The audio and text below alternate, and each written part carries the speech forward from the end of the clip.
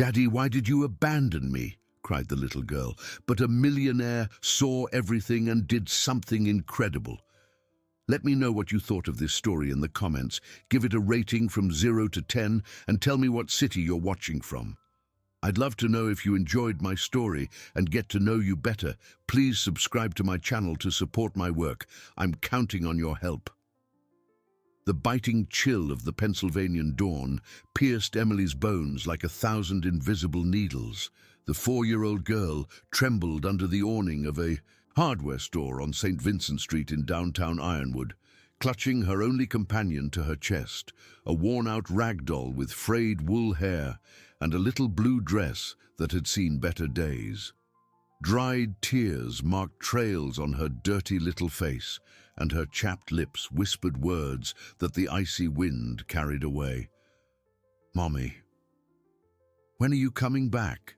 she murmured to the doll, as if it could give her the answers her child's heart so desperately needed. It had been 3 days since Sarah had disappeared, leaving only a scribbled note promising to be back soon. 3 days that felt like an eternity to a little girl who couldn't understand why the people she loved always left without explanation. Emily's stomach rumbled, reminding her that she hadn't eaten anything but a few scraps of bread she'd found in the bakery's trash the day before. Her brown eyes, large and expressive like a frightened deer's, watched the city's morning hustle begin. Workers headed to the coal mines that gave life to the region. Women opened their shops. Children ran to school carrying colorful backpacks, a normal world from which she felt completely detached. A few miles away, at the headquarters of Miller Mining Co., Arthur Miller was adjusting his tie for the 3rd time that morning, a habit he had developed in recent years whenever he felt anxious. At 52, he carried on his shoulders not only the responsibility of keeping the family business he had inherited from his father alive, but also the crushing weight of a guilt that had been consuming him for 15 years. His graying hair was more disheveled than usual, a reflection of a restless night filled with nightmares that always ended the same way, with the screams of his daughter Lily echoing in his ears. The business trip to Pittsburgh had been a disaster. The contract that could have saved the company from a delicate financial situation had slipped through his fingers, lost to a larger mining corporation that offered terms he simply couldn't match. Throughout the drive back, Arthur felt the familiar tightness in his chest, that sense of inadequacy that had accompanied him ever since he lost Lily in an accident that could have been avoided if he had been present, if he hadn't prioritized yet another business meeting over his daughter's piano recital. "I need to clear my head," he muttered to himself, abandoning the desk piled with contracts and spreadsheets showing increasingly worrying numbers. The trail in the woods he had known since childhood had always been his refuge in times of crisis, a place where he could think clearly, away from the noise of the machinery and the pressure of his responsibilities. He grabbed a jacket and headed for the dirt road that led to the forest on the outskirts of the city. Meanwhile, Emily had left the awning and was wandering the streets like a lost little ghost. Her bare little feet were sore from the uneven cobblestones, but she seemed not to notice the physical pain. So intense was the emotional ache she carried. She instinctively headed towards the more remote areas of the city, where there were fewer people and she could better hide from curious or pitying glances. The forest trail was a labyrinth of greens that Arthur navigated automatically, his feet knowing every stone, every root that protruded from the ground. He had been walking for almost an hour when he stopped to rest near a stream that cut through the forest. The sound of running water always calmed him, but on that day, not even nature could quell the turmoil in his chest. That's when he heard the screams. They weren't screams of play or joy. They were screams of despair, laden with a pain that made his blood run cold. Arthur jumped to his feet, the paternal instinct he thought had died years ago, awakening with devastating force. He ran towards the sounds, leaping over fallen logs and pushing aside branches that blocked his path. The scene he found left him paralyzed for a moment. A small girl was lying on the forest floor near a steep embankment. Her right arm was visibly injured, bent at an angle it shouldn't be, and tears streamed down her dirty face as she screamed words that broke Arthur's heart into pieces. "Daddy! Why did you abandon me? Why does everyone abandon me?" The words echoed through the forest like an echo of Arthur's own regrets. For a moment, it was as if he was seeing Lily again, hurt and alone, crying out for a father who wasn't there when she needed him most. His legs trembled, and he had to lean against a tree to keep from falling. "Little girl, I'm here!"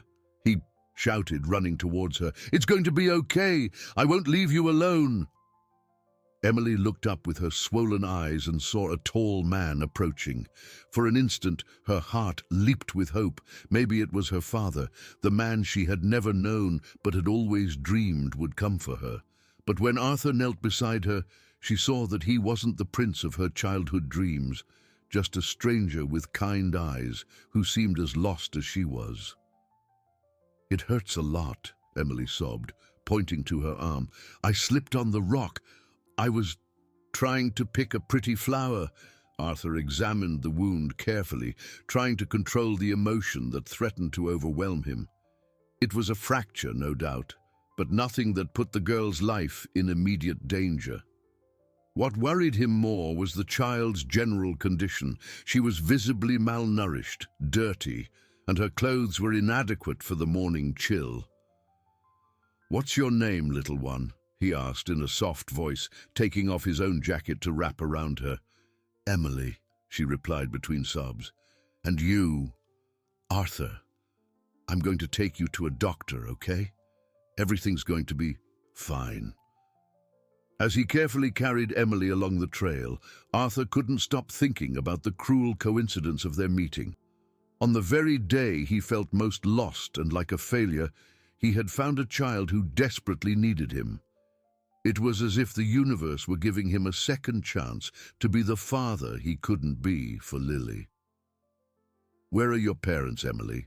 he asked as he settled her into the back seat of his car. The girl's answer was like a stab to his already wounded chest.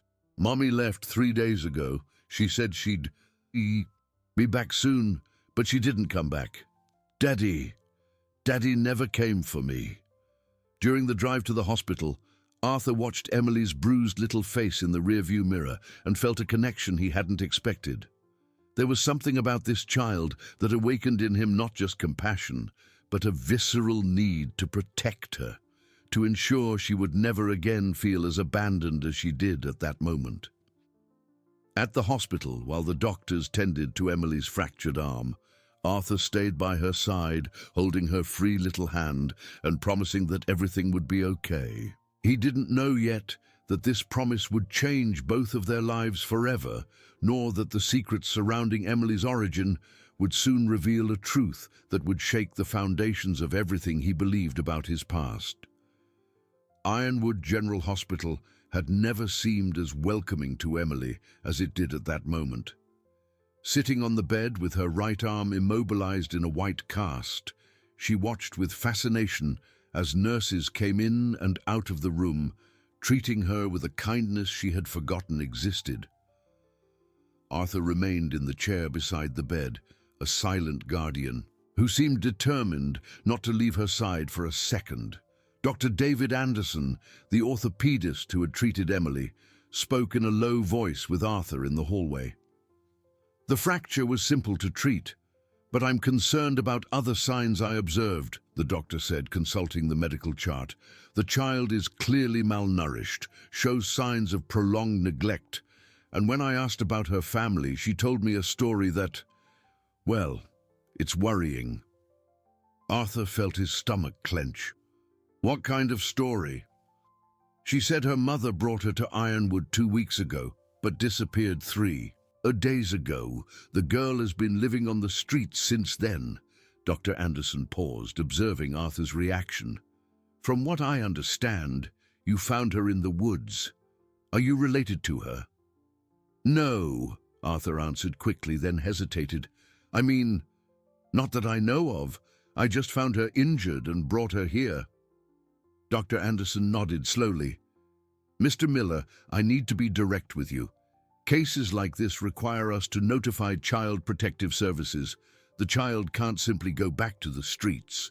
The words Child Protective Services echoed in Arthur's mind like an alarm. The idea of Emily being taken to an institution away from him caused a reaction that surprised him with its intensity. What if I take temporary responsibility for her while we look for her mother? The doctor raised his eyebrows.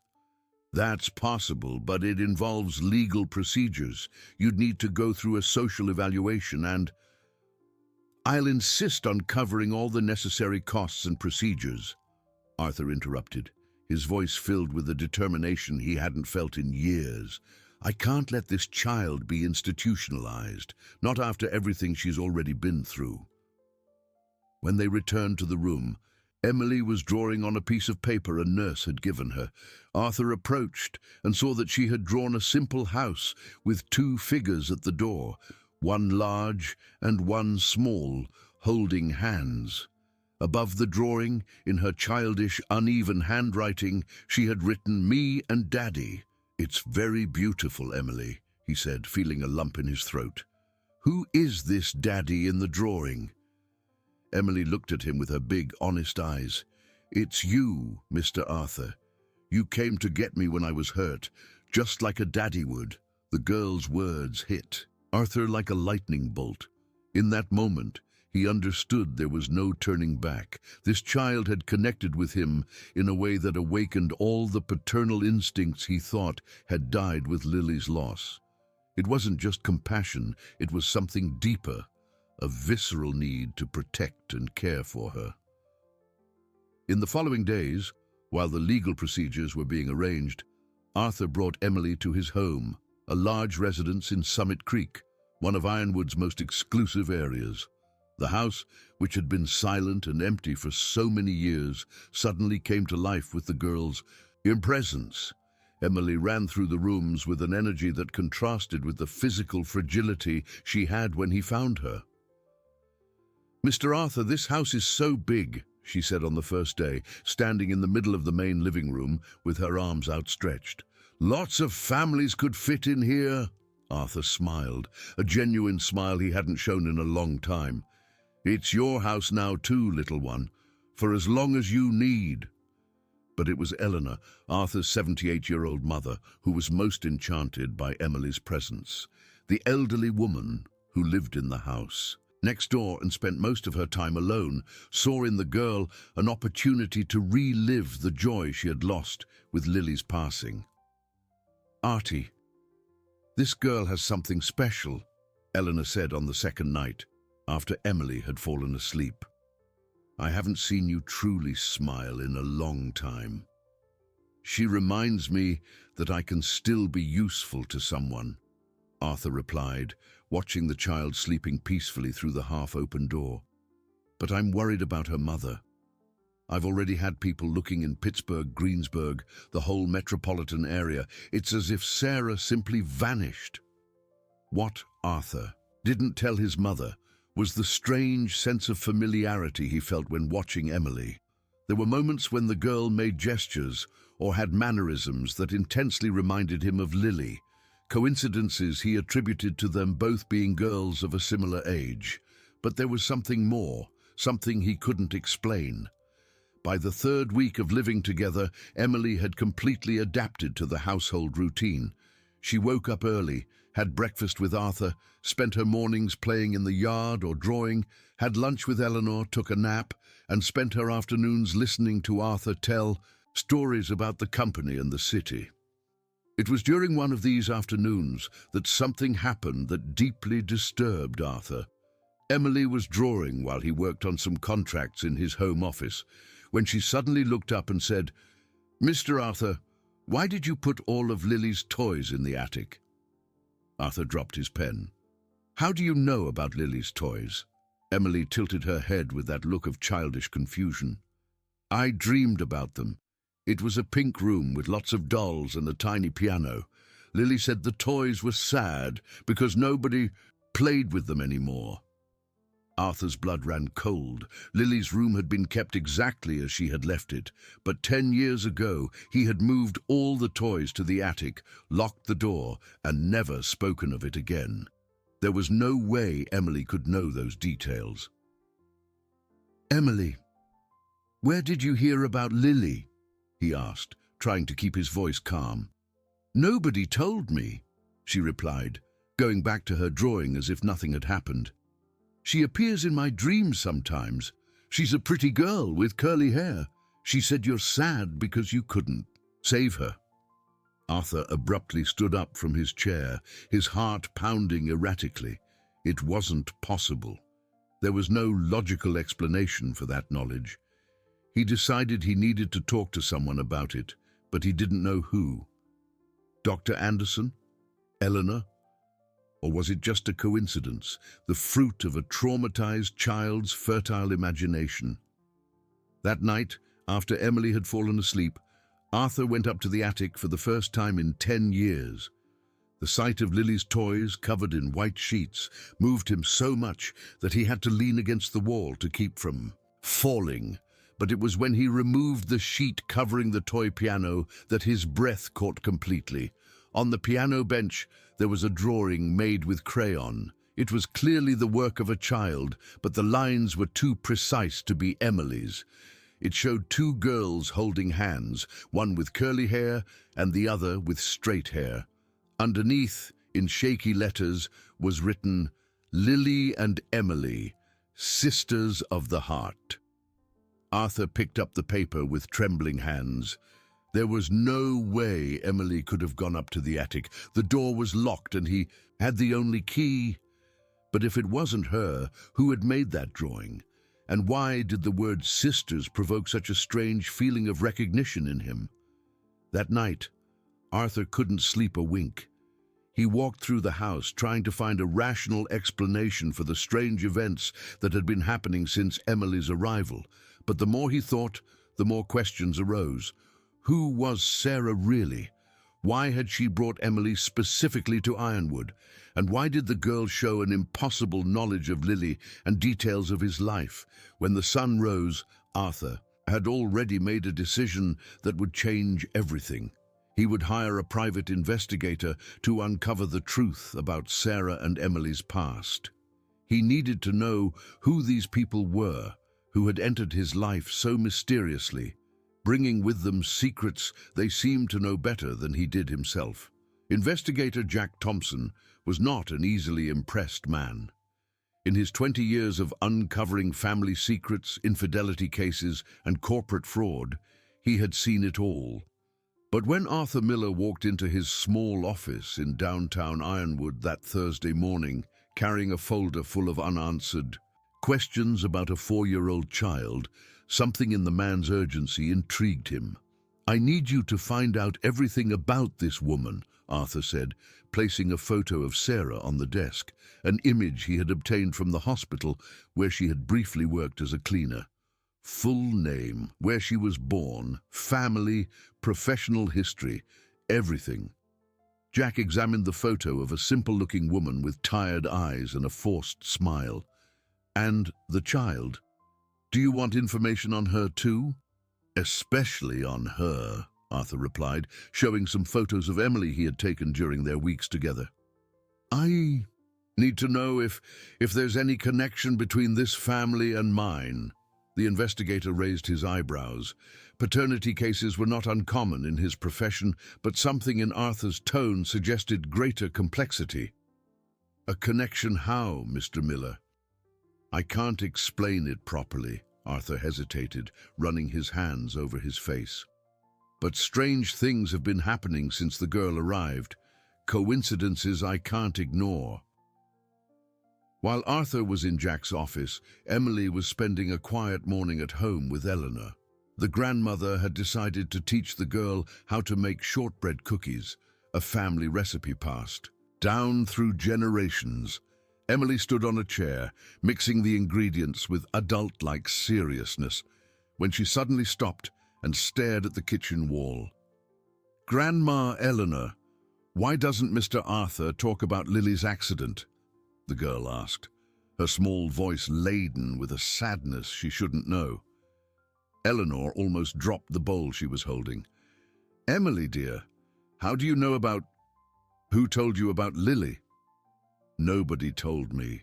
She tells me," Emily replied naturally, as if it were the most normal thing in the world.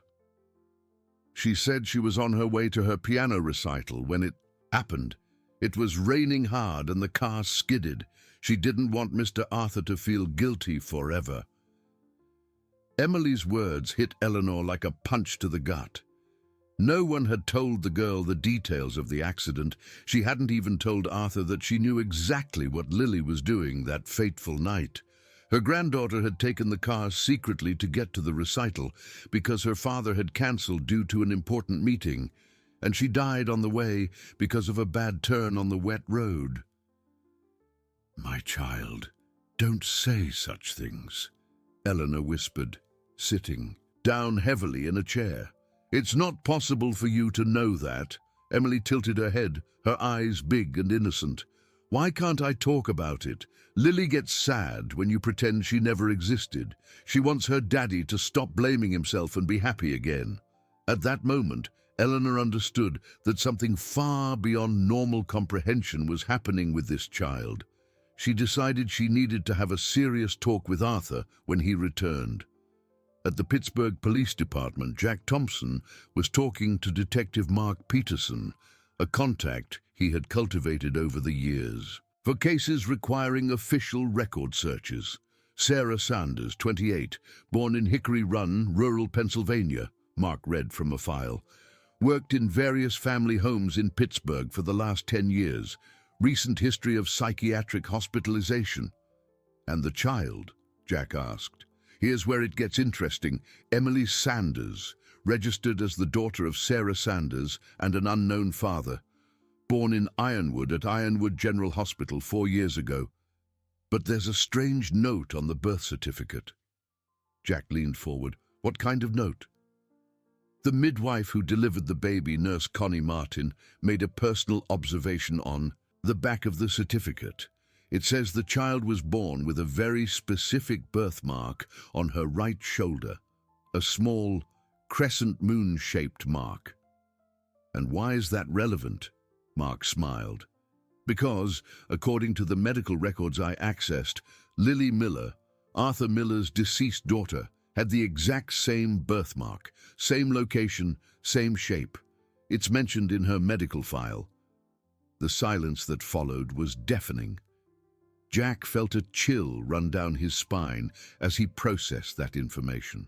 Identical birthmarks on 2 unrelated children were statistically almost impossible.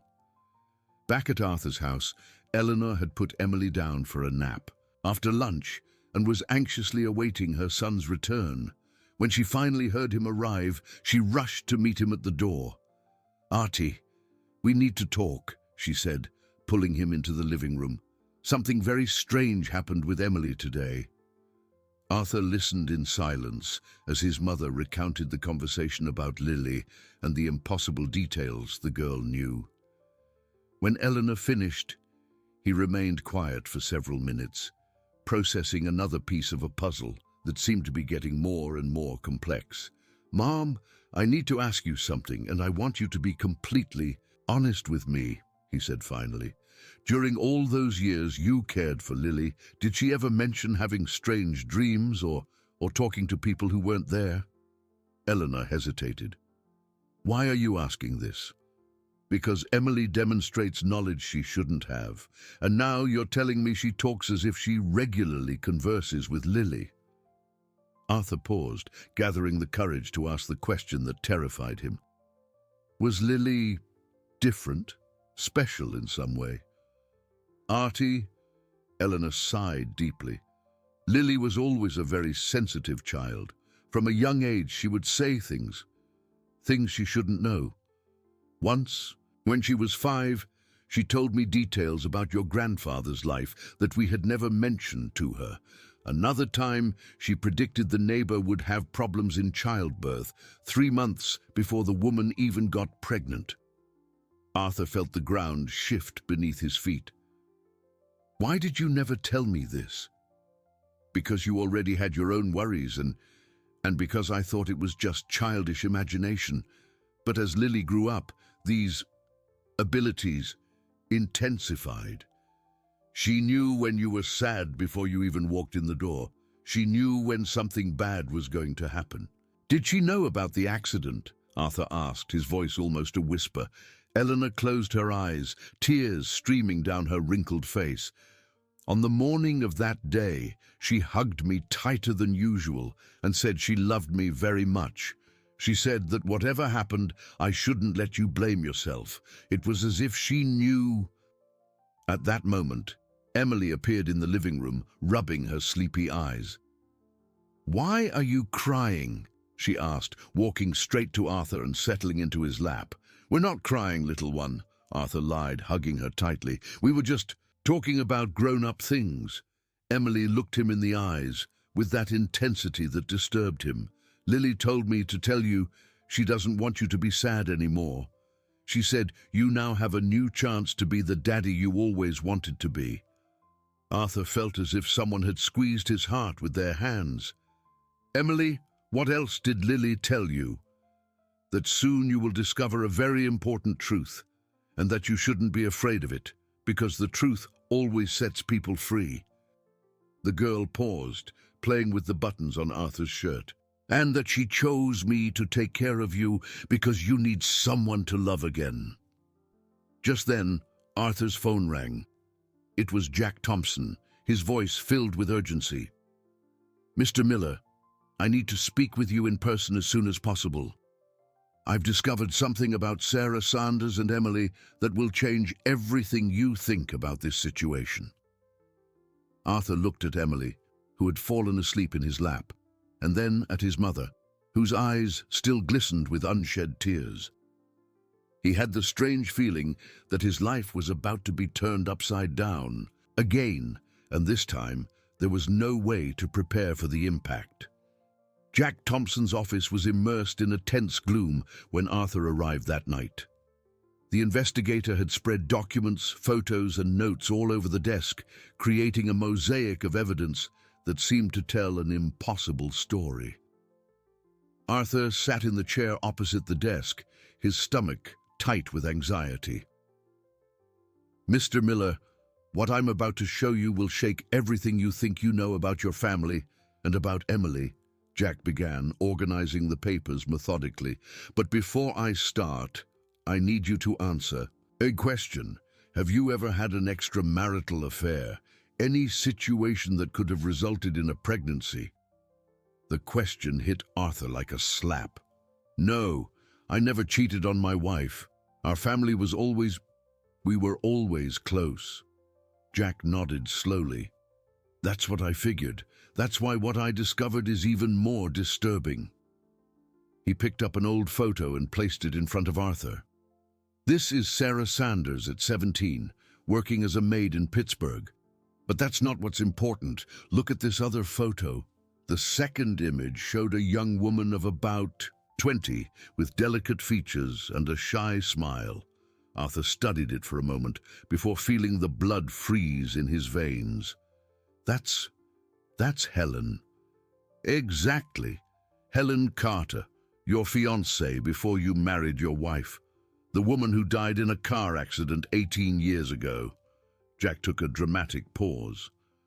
"Sarah Sanders is Helen Carter's identical twin sister." Arthur's world collapsed in that instant. Helen had been the love of his youth, the woman he had planned to spend his entire life with before a tragic accident took her away when he was only 22. That's why Sarah seemed familiar in the photos. She had the face of the woman he had loved so desperately. "That's not possible," Arthur whispered, his hands trembling. "Helen told me she didn't have any siblings. She was an only child." "Helen didn't know she had a twin sister," Jack continued, pulling out more documents. "The girls were separated at birth. Helen was adopted by a middle-class family in Pittsburgh, while Sarah stayed in an orphanage until she was 16. It was only after Helen's death that Sarah discovered the truth, through adoption records she managed to access when she turned 18. Arthur got up from his chair and started pacing the small office, trying to process the revelation. But what does this have to do with Emily? Everything, Jack replied gravely. Because Sarah didn't just discover she had a dead twin sister. She found out who you were, where you lived, and became obsessed with the life Helen could have had. For years, she watched you from a distance, studied your routine, your family. Are you saying she stalked me? Not exactly. It's more complex than that. Jack picked up another set of documents. Sarah developed a psychiatric condition called dissociative identity disorder. In simple terms, she created an alternate personality based on Helen, and in that personality, she believed that the two of you had had a relationship. Arthur stopped pacing, feeling nauseous. Emily was conceived during one of Sarah's dissociative episodes. She truly believes you are the child's father because in her disturbed mind, she is Helen, and Helen was in a relationship with you. The silence that followed was deafening. Arthur sat back down, his head in his hands, trying to comprehend the implications of that revelation. So, Emily isn't my daughter. Biologically, there's no way she could be. But here's where the story gets even stranger. Jack pulled out a final document.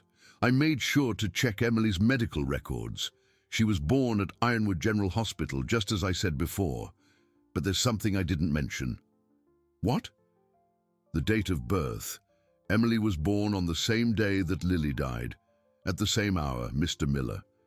Lily died at 11:47 p.m. and Emily was born at 11:52 p.m. in the hospital where Lily was taken after the accident. Arthur felt as if the air had been sucked out of his lungs. That's impossible. It's just a terrible coincidence. Maybe, but there's more. Jack showed a medical photo.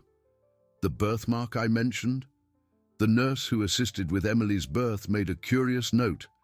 She said the mark appeared on the child's skin just a few minutes after birth, as if it had materialized, and it's the exact shape of a scar Lily had on her shoulder from a surgery she had when she was 2.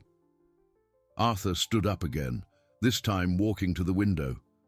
The city of Ironwood stretched out before him, the house lights twinkling like earthbound stars. In one of those houses, Emily slept, peacefully, unaware that her existence was wrapped in a mystery that defied all logic. There's one more thing, Jack said softly. Sarah was admitted to the psychiatric hospital 3 days after abandoning Emily. During her stay, she had several episodes where she claimed that Helen had come back and that she needed to return the child to her true father. The doctors interpreted this as delusions, but she brought Emily to Ironwood, close to me, Arthur completed. Exactly. And there's something in the medical reports that's disturbing. During the episodes, Sarah described details about your life, about Lily, about things she shouldn't know, as if someone else was speaking through her. Arthur sat down again, the weight of that revelation crushing him. So what are you telling me? That Emily is... What, exactly? I don't know, Mr. Miller, but I know that this child came into your life in a way that defies any rational explanation, and from what you've told me about the strange things she knows, about how she talks with Lily. You think that Lily somehow... It's not my place to speculate on that, Jack interrupted, but I can tell you that Sarah is not an ordinary mother who simply abandoned her daughter. She is a deeply disturbed woman who believes she is fulfilling a mission, and that mission involved bringing Emily to you. Arthur looked at the clock. It was almost 11 at night, and he had promised Emily he would be home to wish her good night. The girl had nightmares when he wasn't around, as if his presence was essential to keep her safe. And now, he asked, what do I do with this information? That's up to you, Jack replied, starting to organize the documents. Legally, Emily is still Sarah's responsibility, but Sarah is institutionalized and may remain so for a long time. The child needs stability. She needs a family, Arthur murmured. Regardless of how she came to me, she needs someone to love her. And do you love her? The question hung in the air for a moment. Arthur thought of Emily sleeping in his house, the way she called him Mr. Arthur with such affection, the drawings she made where she always included them together, the way his heart warmed when she smiled. Yes, he answered finally. I love that child as if she were my own daughter. And that's not going to change no matter what these investigations reveal. Then maybe that's what matters, Jack said with a half smile. Maybe this whole crazy story, all these impossible coincidences, happened because you two needed each other. When Arthur got home, he found Eleanor waiting for him in the living room. How is she? He asked. Sleeping, but it was hard to get her to sleep. She kept asking when you would be back. Eleanor studied her son's face. From your expression, I imagine the news wasn't good. Arthur sat down next to his mother and for the first time in years began to cry.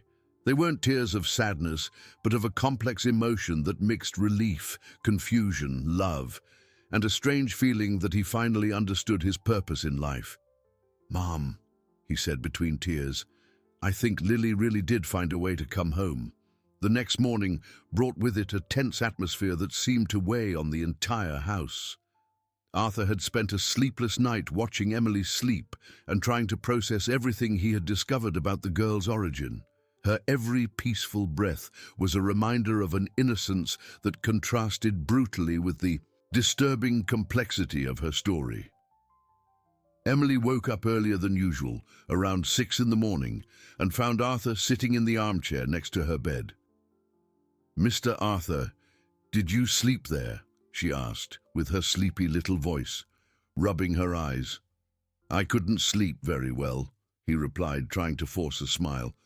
How about we have breakfast together? During breakfast, Emily showed a disturbing perception of Arthur's emotional state. You found out something about Mommy, she said suddenly, stopping her toast and butter, and it made you confused. Arthur nearly choked on his coffee. Why do you think that? Because Lily told me you would be confused when you learned the truth. She said you would think I'm weird and that you'll want to send me away. Emily's eyes filled with tears. Are you going to send me away, Mr. Arthur? Arthur's heart broke at the sight of fear on the girl's face. He knelt before her and held her small hands. Emily, listen carefully to what I'm about to say. No matter what I find out, no matter how strange or complicated your story is, you are not leaving this house. You are my family now. Promise, she whispered. I promise. The conversation was interrupted by the unexpected arrival of Dr. David Anderson, the doctor who had treated Emily at the hospital. His visit was unscheduled, and the grave expression on his face indicated that something important had happened. Mr. Miller, I need to speak with you urgently, the doctor said after greeting Emily warmly. It's about the girl's mother. Arthur asked Eleanor to take Emily to play in the yard while they talked in the living room. Dr. Anderson sat on the edge of the armchair, clearly uncomfortable with what he had to say. Sarah Sanders died last night at the psychiatric hospital, he announced bluntly. Sudden cardiac arrest, no apparent cause. She was a young and relatively healthy woman. The doctors can't explain what happened. Arthur felt as if the world had stopped spinning. Died? But she was Emily's only connection to her past. There's more, the doctor continued. Before she died, Sarah had a very strange episode. According to the nurses, she woke up around 2 in the morning, completely lucid for the first time since her admission. She said she needed to deliver an urgent message to you. What message? Dr. Anderson took a folded piece of paper from his pocket. She wrote this in a completely different handwriting from her usual. The nurses said it looked like someone else was writing through her hands. Arthur took the paper with trembling hands and unfolded it. The handwriting was elegant, almost aristocratic. very different from the careless scribbles he had seen on the few documents signed by Sarah. The message was brief, but devastating. "Arthur, it's Helen. I managed to speak through my sister one last time to tell you that our daughter is where she was always meant to be. Emily carries a piece of Lily's soul, just as I carried a piece of yours. Take care of her as you would have wanted to take care of us. Love never dies, it just finds new bodies to inhabit. Helen." Arthur's hands trembled so much he could barely hold the paper. "This is impossible. Helen died 18 years ago."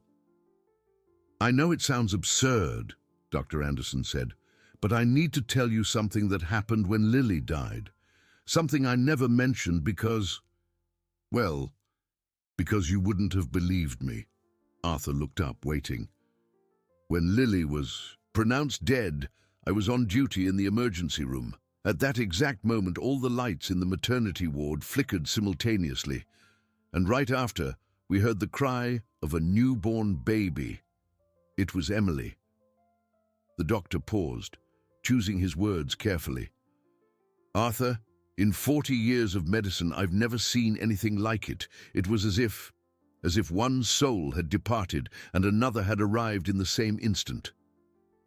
From the yard came the sounds of Emily playing with Eleanor, her crystal-clear laughter contrasting with the heavy atmosphere of the conversation. Arthur looked out the window and saw the girl chasing butterflies, completely oblivious to the revelations that were changing her life. "Dr. Anderson," Arthur said slowly, "do you believe in reincarnation? In souls that return?" The doctor hesitated. "As a man of science, I should say no, but as a man who has seen unexplainable things, I don't know what to believe anymore." At that moment, Emily ran into the living room, interrupting the conversation. "Mr. Arthur, Grandma Eleanor said I can plant flowers in the garden. Can I plant yellow daisies?" The specificity of the choice made Arthur freeze. Yellow daisies were Lily's favorite flowers. She had filled the garden with them years ago, but after her death, Arthur had them all removed because he couldn't bear to see them. "Why yellow daisies, little one?" he asked with a controlled voice. "Because Lily said they make sad people happy again, and you're very sad, Mr. Arthur." Emily approached him and placed her little hand on his face. "But you don't have to be sad. I'm here now." Dr. Anderson watched the interaction with growing fascination. "Mr. Miller, may I ask Emily a question?" Arthur nodded, curious to see where this would lead. The doctor knelt to the girl's level. "Emily, do you remember anything from before you were born?" The question caught everyone by surprise, but Emily answered with disconcerting naturalness. "Yes, I do. I was in a very beautiful place, full of light. And Lily was there too, but she was sad because she couldn't play with her daddy anymore." "And what happened next?" asked Dr. Anderson, his scientific voice battling with astonishment. "Lily said I could come and take care of her daddy for her, but I had to be born as Aunt Helen's daughter because Daddy needed to learn to love again." Emily paused, thinking. It was a bit confusing, but Helen explained everything perfectly. Arthur stood up abruptly and walked to the window, trying to process what he was hearing. Emily's ability to articulate prenatal memories with such clarity defied any rational explanation. "Is Mr. Arthur mad at me?" Emily asked, her small voice filled with worry. "No, my love, I'm not mad. I'm just trying to understand some things." Dr. Anderson left shortly after, promising to keep everything he had witnessed confidential. Before leaving, he whispered to Arthur, "It doesn't matter how or why she came to you. What's important is that you found each other, and from what I see, she's exactly what you needed." In the afternoon, while Emily napped, Arthur called Jack Thompson to tell him about Sarah's death and the strange message. The investigator listened in silence before responding. "Mr. Miller, I'll be frank with you. I've worked on strange cases my whole career, but I've never seen anything that compares to this. All the evidence points to a series of impossible coincidences that culminated in Emily ending up exactly where she needed to be. And now that Sarah is dead, what is Emily's legal situation?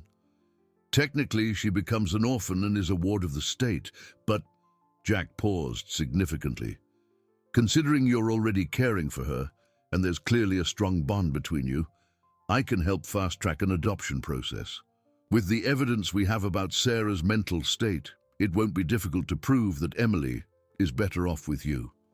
When Arthur hung up the phone, he felt a sense of clarity for the first time in weeks. It didn't matter about the mysteries, the impossible coincidences, or the unanswered questions. Emily was in his life, and he would do whatever was necessary to protect and love her. That night, as he was putting Emily to bed, she held his hand and said, "Mr. Arthur, something important is going to happen tomorrow. Lily said you'll have to choose between being afraid of the truth or accepting it. She hopes you choose to accept." Arthur kissed the girl's forehead, feeling that his life was about to change once again. "And you? What do you think I should choose?" Emily smiled, that innocent smile that melted his heart. "I think you should choose to be happy. Life is too short to be scared all the time." The girl's words echoed in Arthur's mind as he prepared to sleep, knowing that the next day would bring new challenges and revelations that would test everything he believed about life, death, and the power of love. The something important that Emily had predicted arrived in the form of a phone call at 7 in the morning. Arthur was still making coffee when the phone rang, waking the whole house. On the other end of the line, Jack Thompson's nervous voice brought news that would change everything. "Mr. Miller, there's a team from Child Protective Services on their way to your house. Someone made an anonymous report alleging you're keeping a child illegally. They're coming to take Emily." Arthur's blood ran cold. "But how? Who would do that?" "I don't know, but you have about 20 minutes before they arrive. You'd better prepare all the documentation you have on the girl's temporary custody." Arthur ran to his office, frantically searching for the papers Dr. Anderson had helped arrange. His mind raced, trying to figure out who could have made that report. Very few people knew about Emily. "Mr. Arthur, why are you running?" asked Emily, appearing at the office door in her pink unicorn print pajamas. "Little one, some people are coming here today, and they might want to take you to another place." Emily's eyes filled with terror. "But you promised I wouldn't leave this house." "And I'm going to keep that promise," Arthur said, kneeling before her. "But we might have to fight a little to stay together, okay?" At that moment, Eleanor appeared at the door, already dressed and with a determined look on her face. "Artie, Emily stays with me while you handle this. No one is taking this girl from this family." At 8 o'clock sharp, 3 cars pulled up in front of the house. Arthur watched from the window as 2 social workers, a court officer, and, to his surprise, Dr. Henry Evans, the pediatrician who had cared for Lily years ago, got out. The group's leader was a middle-aged woman named Carla Roberts, whose stern expression left no doubt about her intentions. "Mr. Miller, we've received a report that there is a minor in your care without proper legal authorization. We've come to assess the situation and, if necessary, remove the child." "I have all the necessary documentation," Arthur replied, handing over the folder with the papers. "Temporary custody was authorized by the hospital and the juvenile court." Carla examined the documents carefully, but her expression remained skeptical. "These papers are only valid for 30 days, and that period expired a week ago. Technically, the child is here illegally." That's when Dr. Evans spoke up. "Carla, I've known Mr. Miller for many years. He is a man of integrity and clearly has the means to care for the girl. Henry, you know I can't make exceptions. The law is clear. Carla turned back to Arthur. Where is the child? Arthur felt panic rise in his chest. She's with my mother. Please let me explain the situation. Emily has been through severe trauma, and separating her from me now could cause irreversible psychological damage. Mr. Miller, I understand your concern, but my duty is to protect the minor's well-being. She needs to be evaluated by our team and placed in a suitable temporary home. At that moment, Emily appeared in the living room, running straight to Arthur and hiding behind his legs. Her presence completely changed the atmosphere. Dr. Evans, who hadn't seen her since the day of Lily's accident, was visibly shaken. My God, he whispered, she looks identical to... To whom? Carla asked, noticing the doctor's reaction. Dr. Evans looked at Arthur, asking for permission with his eyes. Arthur nodded subtly, understanding that this might be his only chance to keep Emily. She's identical to Mr. Miller's deceased daughter, the doctor said slowly. Lily Miller. The similarities are disturbing. Carla studied Emily more closely. The girl, feeling observed, clung even tighter to Arthur's legs. Daddy Artie, are they going to take me away? She asked in a trembling voice. The word daddy echoed through the room, like a thunderclap. Arthur felt his heart break and rebuild itself at the same time. It was the first time Emily had called him that. I won't let that happen, my love, he replied, picking her up. Dr. Evans approached and knelt to Emily's level. Hi, little one. Do you remember me? I was the one who took care of your arm at the hospital. Emily nodded shyly. Dr. Anderson told me about you. He said you were friends with Lily. The mention of Lily made Dr. Evans recoil slightly. You knew Lily. In my dreams, she told me. You were very sad when she went away, but she said you can be happy again now because I'm here to take care of Daddy Artie. Carla watched the interaction with growing confusion. Mr. Miller, I need to understand this situation better. The child clearly has some kind of disorder, fantasizing about a dead person. She's not fantasizing, Dr. Evans interrupted suddenly. Carla, I need to speak with you in private. The two went out into the yard, leaving Arthur alone with Emily and the court officer. The girl whispered in Arthur's ear, Lily told me to tell the doctor about the song she used to sing to you when you were sick. What song, little one? The one about the little bird that flew far away but left seeds of love in the hearts of those who stayed. Arthur felt his legs weaken. Lily really did sing a song with those lyrics when he was sick or sad. It was a song she had made up when she was 8, and she had never sung it to anyone else. There was no way Emily could know that. When Dr. Evans and Carla returned, the social worker's expression had completely changed. She seemed disturbed and uncertain. Mr. Miller, she said slowly, Dr. Evans told me some things about medical coincidences related to Emily's birth. This is information that needs to be investigated more deeply. What does that mean? Arthur asked, hopeful. It means we're going to grant a temporary extension of your custody while we conduct a more thorough evaluation of the situation. Carla paused, looking at Emily. But there will be regular visits, and any irregularity will result in the immediate removal of the child. Dr. Evans approached Arthur. I need to talk to you about something important. It's about Lily's last moments at the hospital. After the CPS team left, Dr. Evans stayed for a conversation Arthur knew would be crucial. They sat on the porch while Emily played in the garden, always within their line of sight. Arthur, I never told you this because I thought it was delirium caused by the trauma, the doctor began. But in Lily's final moments at the hospital, she said some very strange things. What kind of things? She said she wasn't really leaving. that she would find a way to come back to take care of you when you needed her most. Dr. Evans paused, watching Emily pick flowers in the garden, and she specifically mentioned she would come back through Helen's love. Arthur felt a shiver run down his spine. Helen? Yes. She said the name Helen several times, as if she knew this person. At the time, I thought it was delirium, but now you know that Emily is the daughter of Sarah, who was Helen's twin sister. Dr. Evans nodded slowly.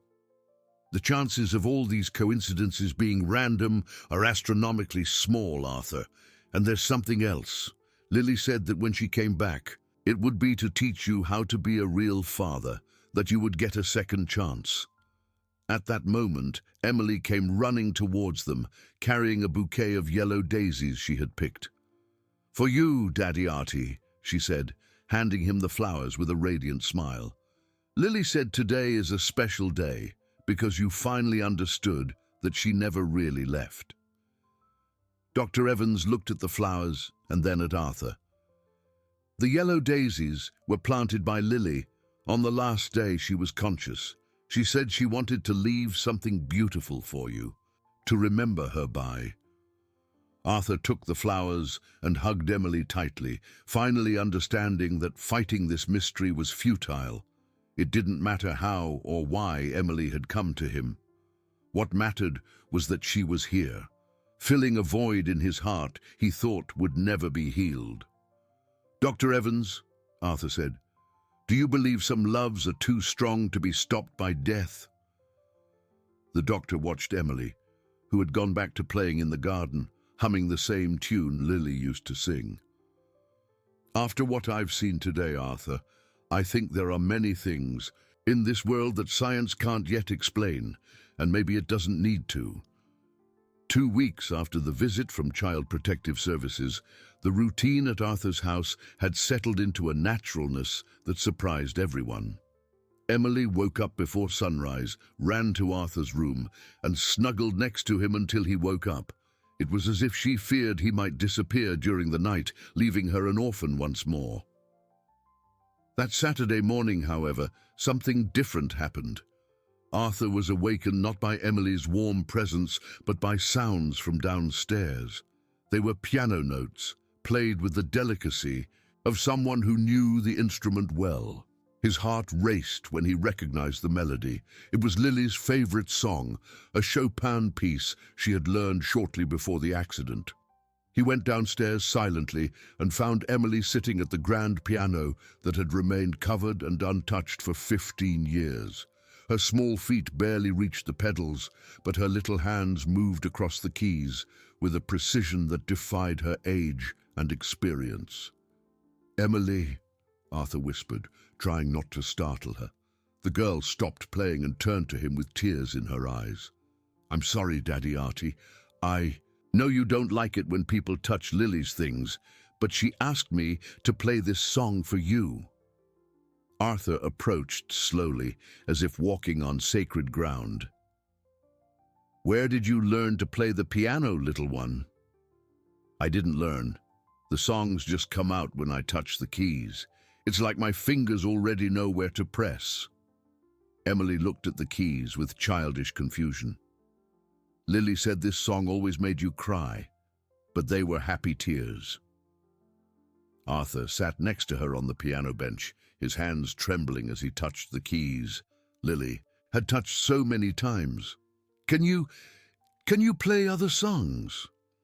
Emily nodded and began to play another melody, this time a lullaby Arthur used to sing to Lily when she was little. The perfection of the performance was disturbing. Every note, every pause, every nuance was exactly as Lily played it. "How is this possible?" Arthur muttered to himself. It was then that Eleanor appeared in the living room, drawn by the music. Seeing the scene, the elderly woman leaned against the wall, her legs weakening. "Artie, that's exactly how Lily played. The same way of sitting, the same posture of her hands." The music stopped abruptly when Emily noticed the adult's unease. "Did I do something wrong?" she asked in a small voice. "No, my love," Arthur replied, hugging her. You play beautifully. It's just, it reminds us so much of Lily. She's happy when I play her songs, Emily said simply. She said that music is a bridge between where she is and where you are. That afternoon, Arthur decided it was time to show Emily something he had kept for 15 years. He took her to the attic, where all of Lily's belongings were stored. When he opened the trunks, Emily explored each item with a bewildering familiarity. "This doll was Princess," she said, picking up an old porcelain doll. "And this teddy bear was named Theodore. Lily slept with him every night." Arthur sat heavily on a box, watching Emily catalogue memories she shouldn't have. "Emily, how do you know the toys' names?" "Lily told me. She said she wanted me to play with them because they were lonely and sad for a long time." Emily paused, holding a small blue dress. This was her favorite dress. She wore it the day you went to the park, and she managed to ride her bike without training wheels for the first time. The accuracy of the memory was terrifying. Arthur remembered that day perfectly. Lily had insisted on wearing the blue dress because she said it was her lucky color, and she had indeed managed to ride her bike for the first time that sunny afternoon. "Emily, I need to ask you something very important," Arthur said, choosing his words carefully. "When you talk to Lily, what is it like? Do you see her?" The girl stopped playing and looked at him seriously. "Sometimes I see her, sometimes I just hear her voice. She appears mostly when I'm sad or scared, and she always says she's taking care of you through me." "And you don't find that strange?" "Why would it be strange?" Emily asked, genuinely confused. "Mommy Helen talks to me sometimes too. She says she's very happy that I found my real family." The mention of Helen made Arthur recoil as if he had been slapped. "Helen talks to you too?" "Uh-huh. She said she always loved you, even after she went away, and that Lily was her heart's daughter too, because you two loved each other so much." Arthur had to leave the attic at that moment, needing fresh air to process what he was hearing. In the garden, he called Dr. Evans, desperate for some kind of scientific or medical guidance. "Henry, I need to know if it's normal for a 4-year-old to have skills like this, impossible knowledge, musical abilities that were never taught." "Arthur, I've heard of child prodigies, but what you're describing goes far beyond that," the doctor replied, "especially considering the circumstances of her birth and all the coincidences surrounding her arrival." "What are you suggesting?" "I'm suggesting that maybe you should stop trying to find rational explanations and just accept the gift you've received." Dr. Evans paused. "Arthur, are you happier now than you were before Emily arrived?" The question caught Arthur off guard. He thought about the last month, the laughter that had returned to echo through the house, the mornings he woke up eager to see Emily's smile, the nights she dozed in his lap while he read stories. "Yes," he answered honestly, "I'm much happier." "Then that's what matters. Don't question the how or the why so much.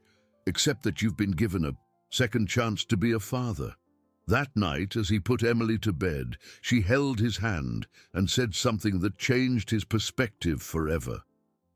"Daddy Artie, Lily told me a very important secret today." "What secret, little one?" "She said that when people love each other very, very much, that love creates invisible threads that connect their souls forever, and that even when the body goes away, the threads stay connected."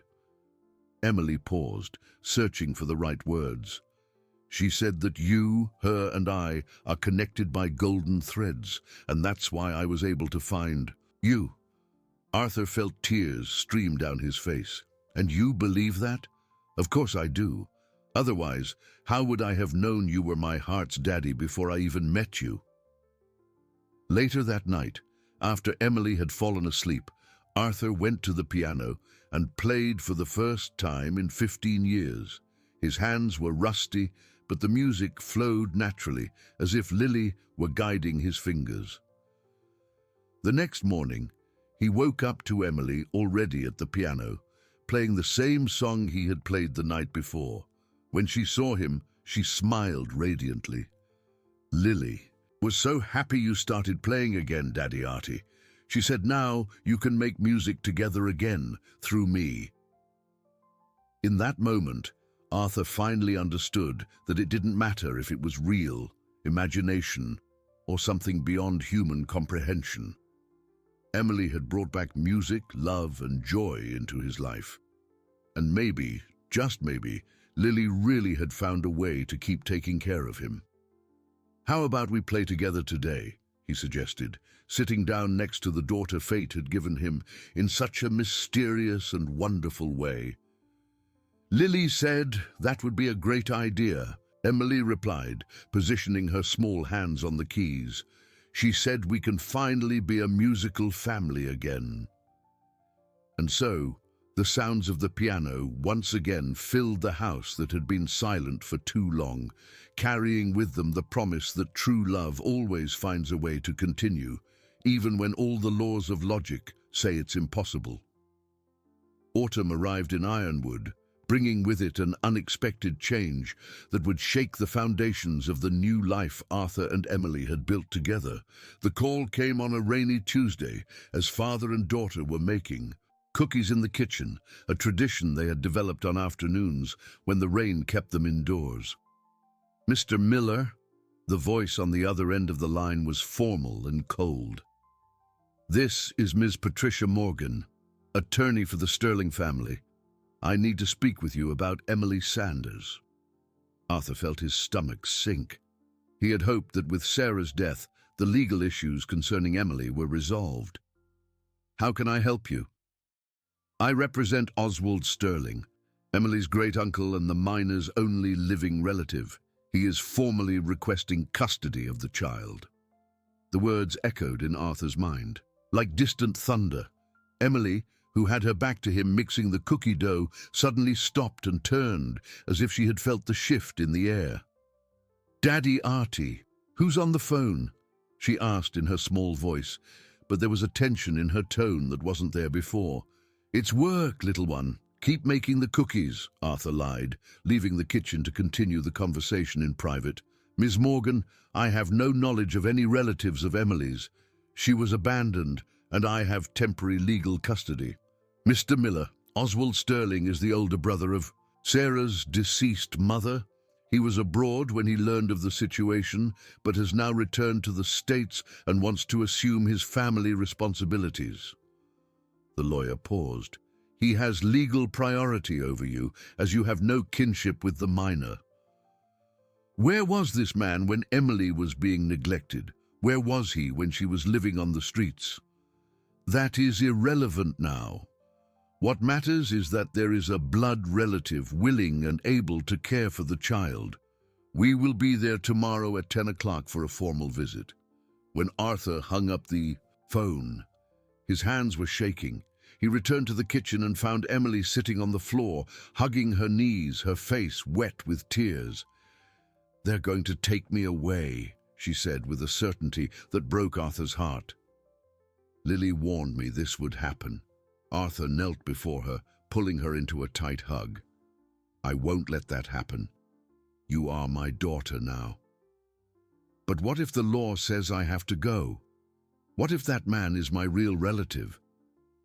The question hung in the air, unanswered, because Arthur had no way of guaranteeing he could keep Emily. That night, after she fell asleep, he called Jack Thompson, desperate for a solution. "The situation is complicated," the investigator admitted after hearing the details. "Blood relatives always have priority in court. But I'll investigate this Oswald Sterling. If we find anything questionable about him, we might be able to contest it. Do whatever it takes. I can't lose Emily." The next morning, Oswald Sterling arrived promptly at 10. He was a 65-year-old man, well-dressed with impeccably combed grey hair and an air of authority that commanded respect. Beside him, Miss Patricia Morgan carried a briefcase full of legal documents. "Mr. Miller," Oswald said, extending his hand, "I appreciate you taking care of my great niece during this difficult time. I know it must have been a burden." "Emily was never a burden," Arthur replied coldly, ignoring the outstretched hand. "She is my daughter. I understand the attachment you must have developed, but the child has a real family now. I can offer stability, a quality education, and most importantly, a connection to her family roots." At that moment, Emily appeared at the top of the stairs, watching the stranger with wide, fearful eyes. Oswald smiled and waved at her. "Hello, Emily. I'm your great-uncle Oswald. I've come to take you to your new home." Emily's reaction was immediate and devastating. She ran down the stairs and hid behind Arthur, clinging to his leg with desperate force. "I don't want to go. I want to stay with my daddy Artie," she cried, her tears soaking Arthur's trousers. Oswald frowned. The child is clearly very spoiled. That will be corrected with proper discipline. Discipline. Arthur felt anger rise in his chest. She's 4 years old and has been through severe trauma. She needs love, not discipline. "Mr. Miller," Ms. Morgan intervened. "We understand this is difficult, but you have no legal rights to the minor. Oswald Sterling is a biological relative and has considerable financial resources. He can provide opportunities that you simply cannot." "What kind of opportunities?" Arthur asked, still feeling Emily tremble against his leg. Oswald straightened up, clearly proud. "I live in New York. I have a successful import business. Emily will have access to the best schools, private tutors, etiquette classes. She will be transformed into a young society lady." "And love, affection. Will she have that too?" "Love is a luxury, Mr. Miller. What this child needs is structure and discipline to become a good person." Emily lifted her tear-stained face. "Daddy Artie, he doesn't love me. I can feel it. He only wants to take me because it's his duty." The girl's observation hit Oswald like a slap. "The child is very insolent. This confirms she needs a firm hand." "She is not insolent," Arthur defended. "She is intelligent and sensitive, qualities that should be nurtured, not suppressed." Miss Morgan consulted her watch. "Mr. Sterling, we have other appointments. How about we see the house where Emily has been living? It will help us better understand the current situation." During the tour of the house, Oswald made disparaging comments about everything he saw. "Very simple," he muttered upon seeing the living room. "Nothing sophisticated," he said of the furniture. When they reached Emily's room, he shook his head in disapproval. "This is no environment to shape a young lady's character. Too many toys, too colorful. In New York, she will have a proper, neutral room, conducive to study." Emily, who had been following the group silently, finally exploded. "I don't want a neutral room. I want my colorful room with my toys and my Daddy Artie reading me stories before bed. That's enough of this tantrum," Oswald said in a stern voice. "You're coming with me today. I've wasted enough time on this situation." "No!" Emily screamed, running to hide in the bedroom closet. "I won't go. He's mean. Lily said he doesn't love me." Oswald turned to Arthur with an irritated expression. "What is this nonsense about Lily? Does the child have imaginary friends?" Arthur hesitated, knowing that explaining about Lily would only complicate things. "She sometimes mentions a friend. It's normal for traumatized children." All the more reason to remove her from this environment that fosters fantasies. In New York, she will have proper psychiatric care to correct these tendencies. "Correct?" Arthur felt fury build in his chest. "There's nothing to correct. She is a normal child who needs love and understanding." It was then that Eleanor appeared at the bedroom door, carrying a tray of coffee. Seeing Emily hidden in the closet, crying, the elderly woman set the tray down anywhere and went directly to comfort the girl. "What's happening to my granddaughter?" she asked, pulling Emily into a hug. "Your granddaughter?" Oswald questioned. "You have no family relation to this child." Eleanor stood up slowly, her 80 years of life giving her a dignity that intimidated even Oswald. "Young man, family is not made only with blood. It's made with love, care and dedication. Something that, from what I'm seeing, you don't have to offer. Ma'am, with all due respect, this is a legal matter, not a sentimental one." "And with all due respect," Eleanor retorted, "the law may give you the right to this child, but it cannot force her to love you. And without love, you are nothing but a stranger trying to rip a girl from the only family she knows." At that moment, Emily came out of the closet and ran to Arthur.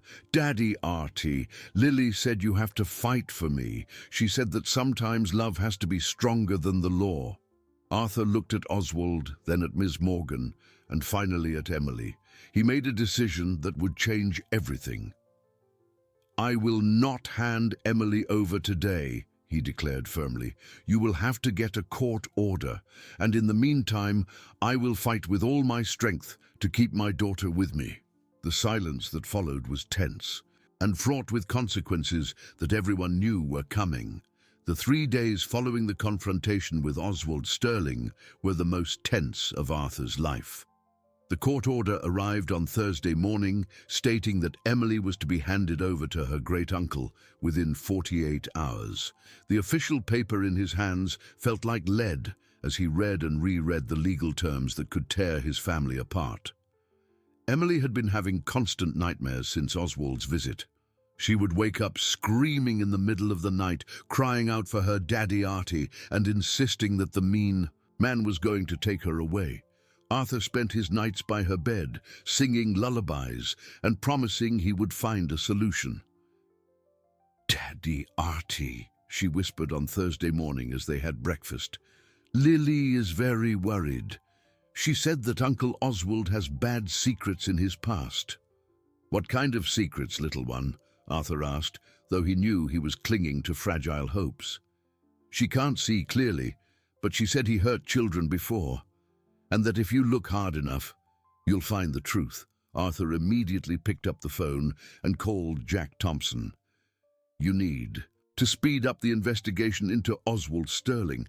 Emily says, I have a feeling there's something dark in his past." "Coincidentally, I just found something interesting," Jack replied. "Oswald Sterling changed his name 20 years ago.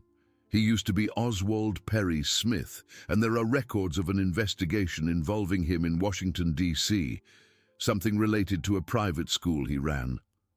"What kind of investigation?" "I'm still digging into the details, but it seems there were allegations of student abuse. Nothing was proven at the time, but the school closed abruptly, and he left D.C. shortly after." Arthur felt a spark of hope ignite in his chest. "Keep digging. I need something solid by tomorrow." That afternoon, Dr. Evans showed up at the house unexpectedly, carrying a folder full of medical documents. His expression was serious, but there was a determination in his eyes that Arthur hadn't seen before. "Arthur, I need to show you something that could change this whole case," the doctor said, spreading papers on the living room table. "I've spent the last few nights reviewing all the medical records related to Emily's birth. And what did you find?" "I found an inconsistency. In the delivery report, the midwife who assisted Sarah, Nurse Connie Martin, made personal notes that aren't in the official record." Dr. Evans pointed to a yellowed sheet. "She wrote that Sarah was in a dissociative state during the entire labor, speaking in the name of Helen, and insisting that the child's father was at the hospital at that moment." Arthur frowned. "I was at the hospital that night. Lily." "Exactly, and there's more. Nurse Martin noted that Sarah, in her dissociative state, provided specific details about you, your full name, address, even your bank account number. Information she shouldn't have. Ed, does this prove she was stalking me? Or it proves something far more extraordinary? Dr. Evans took another document from the folder. Arthur, I managed to get a copy of the DNA test that was done on Emily when she was born. It was a routine procedure, but the results were never carefully analyzed. Arthur's heart raced. What results? Emily's DNA shows extremely rare genetic markers. Markers that... Dr. Evans hesitated, as if he didn't believe what he was about to say. Markers that are identical to those found in Lily's blood, which I have on file since the accident. The ensuing silence was deafening. Arthur stared at the papers, not fully comprehending their implications. What does this mean? Scientifically, it's impossible.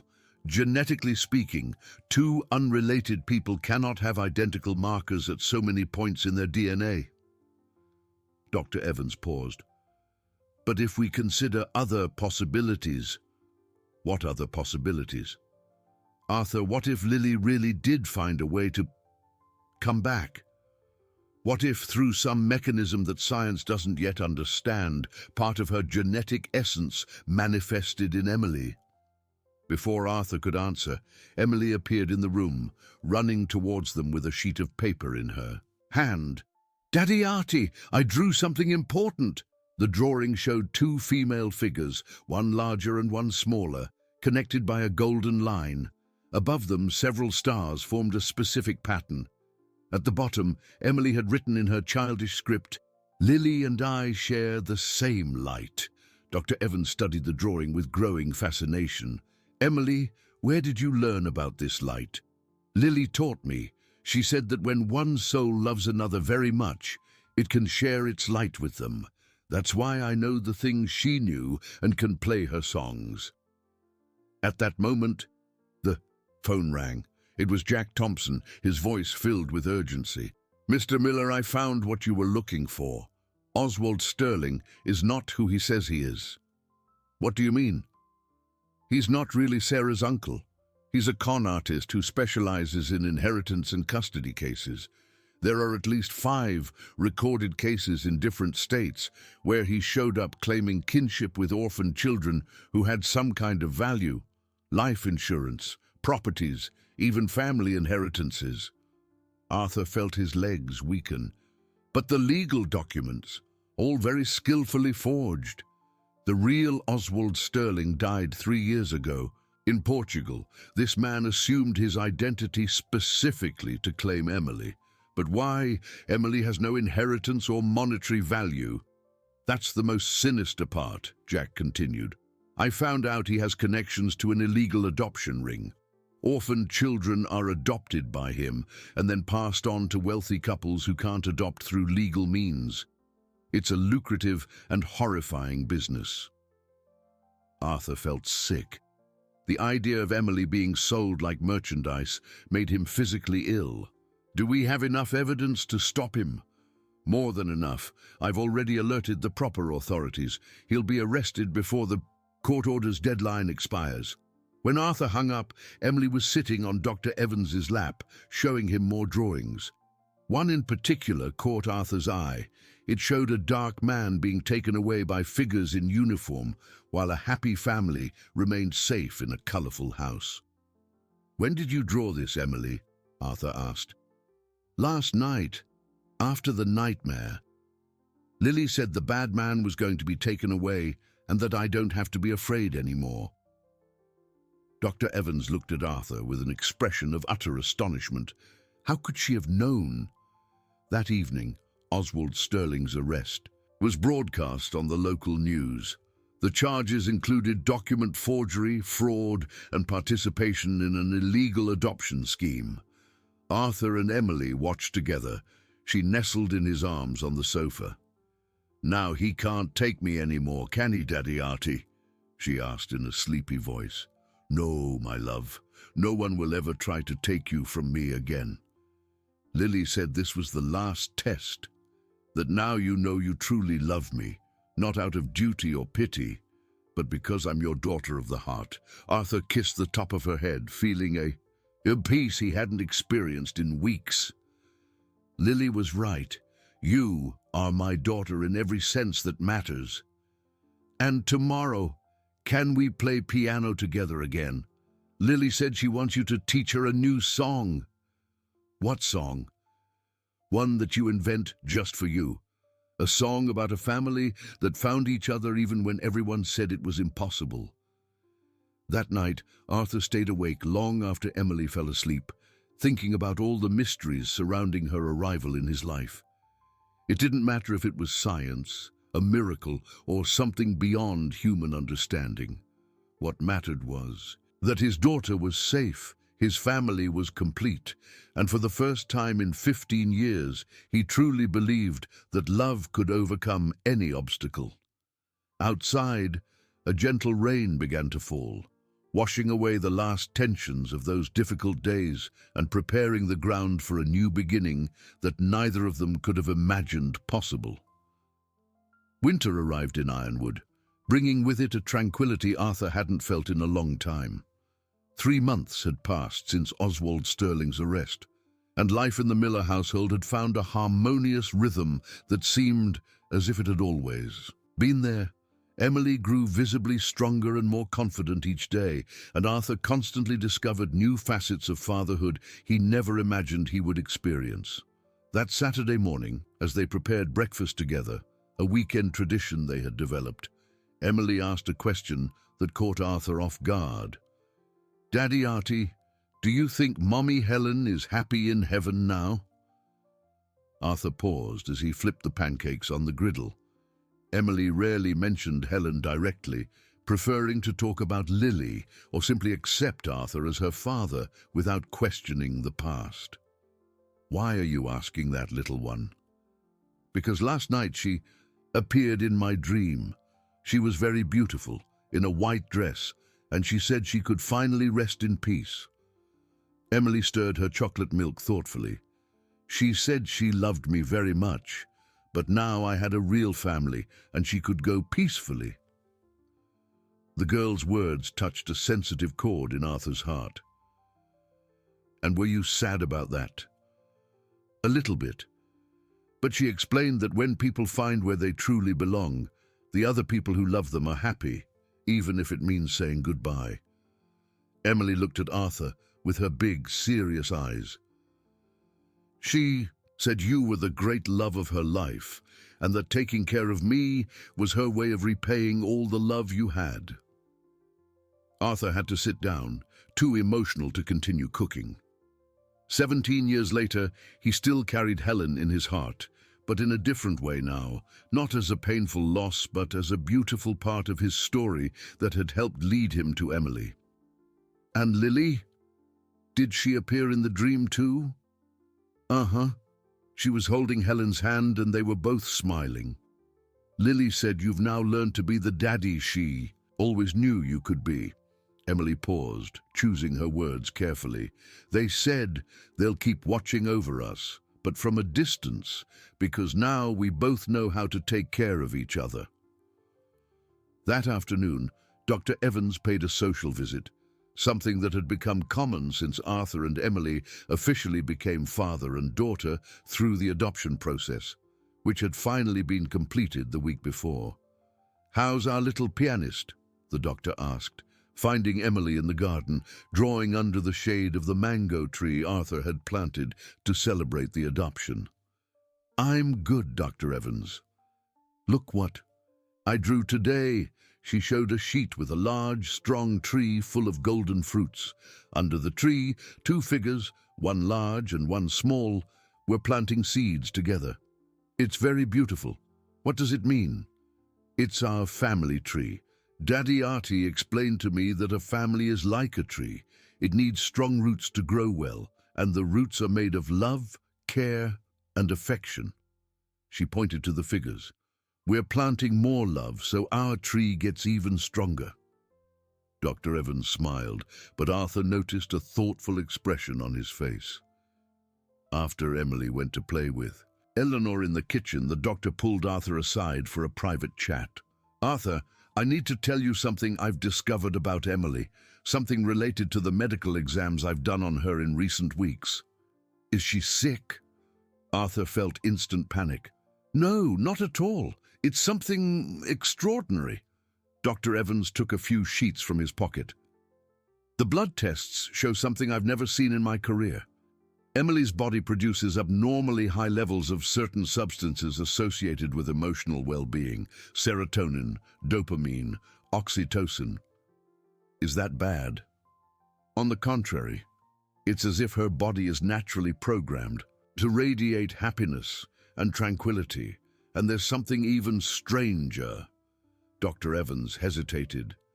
When she's near sad or stressed people, the levels of these substances increase even more, as if she's subconsciously trying to heal the emotional pain of others.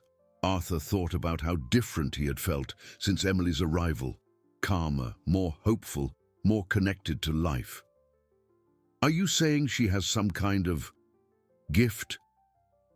I don't know how to classify it, but I know that since she arrived, you've changed completely. I've changed. Eleanor is more vibrant than ever.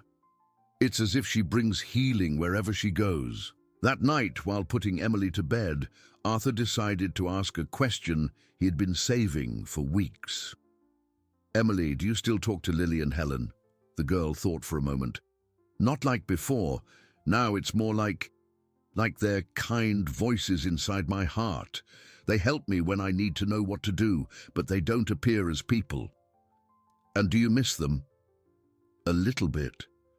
But I also feel happy because I know they're okay, and they did their job here. Emily snuggled into her pillow. Daddy Artie, can I tell you a secret? Of course, my love. I know I'm not your daughter by blood. I understand those things now that I'm older. She looked directly into his eyes. But that doesn't matter, because you're the best daddy I could have, and I'm the daughter you needed to be happy again. Arthur felt tears stream down his face. How did you get so wise at 4? Because I had 2 mothers in heaven teaching me and a daddy on earth loving me. That makes any kid wise. She smiled. Tomorrow is Sunday, right? Can we make that chocolate cake Grandma Eleanor taught us? Of course we can. And how about we invite Dr. Evans and his family for lunch? It's been a while since we had a family get-together. Good idea. And can I play the piano for everyone? You sure can. What song do you want to play? The new one you composed last week, the one about happy new beginnings. Emily yawned. Lily said it's the most beautiful song you've ever made because it comes from a heart that has learned to love again. On Sunday, the house filled with laughter and lively conversation. Dr. Evans brought his wife and children, creating a family atmosphere that house hadn't known in years. Emily played the piano for everyone, her small hands creating melodies that seemed to carry their own magic. During lunch, she made an impromptu toast, raising her glass of orange juice. I want to give thanks for having the most beautiful family in the world, and I want to thank Lily and Mommy Helen, who are watching over us from afar, for arranging a way to bring me to the best daddy in the universe. Everyone toasted, moved by the girl's eloquence. Arthur looked around the table and realized his life had become exactly what he had always dreamed of, full of love, laughter, and purpose. That night, after the guests left, Arthur and Emily sat in the garden to watch the stars. It was a tradition they had developed, telling stories under the night sky and making plans for the future. Daddy Artie, are you truly happy now? Emily asked, nestled in his arms. Happier than I ever thought possible, my princess. Then Lily's plan worked perfectly, she smiled. She always said you just needed someone small to love and care for, to remember that the big heart you have wasn't meant to be empty. Arthur kissed the top of his daughter's head, marveling at how such a small child could have so much wisdom about love and life. What's your biggest dream now, Emily? That our family keeps growing with more love every day, and that when I grow up, I can do for other children what you did for me. Show them that there's always someone in the world capable of loving them. At that moment, looking at the stars with his daughter in his arms, Arthur knew he had finally found his place in the world, not as The successful businessman, not as the man who had lost everything, but as the father who discovered that the greatest miracle in life is having someone to love unconditionally. The spring in Ironwood brought a revelation no one could have predicted. Emily, now a full 5 years old, had grown into a vibrant and confident child. But in recent weeks, she had shown behavior that worried Arthur. She would spend hours drawing strange maps and constantly asked about distant places, as if searching for something specific. "Daddy Artie, do you know a place called the Allegheny Mountains?" she asked one Tuesday morning as they ate toast with jam. "Yes, I do. It's a mountainous region here in Pennsylvania, famous for its scenery." "Why do you ask?" "Because I dreamed about a very sad old lady there. She was on a small farm, crying alone, and when she saw me in the dream, she said she had been waiting for me for a long time." Arthur felt a familiar shiver. Emily's dreams were rarely just imagination. What did this lady look like? She had white hair, very light blue eyes, and wore a floral apron. She called me my granddaughter and said she finally understood why her Lily never came home. The fork fell from Arthur's hand. "Emily, did you say Lily?" "Uh-huh." "The lady said she was Lily's grandma, and she never knew what happened to her because you two had a fight before she left." Emily paused, watching Arthur's reaction. "She said her name is Dolores." Arthur shot up from his chair so quickly he almost knocked it over. Dolores was indeed the name of his ex-wife's mother, his former mother-in-law, with whom he had broken off all contact after the accident. The woman had never forgiven Arthur for not stopping Lily from going out on that rainy night, and he had never found the strength to seek her out and explain his side of the story. "Daddy Artie, are you okay? You look very pale." "I'm fine, little one. It's complicated. Grandma Dolores and I had a very bad fight many years ago." "She's not mad at you," Emily said, with the disconcerting naturalness she always showed about complex matters. "She's sad and lonely, and Lily asked me to help you two make up." That afternoon, Arthur called Jack Thompson, asking him to locate Dolores.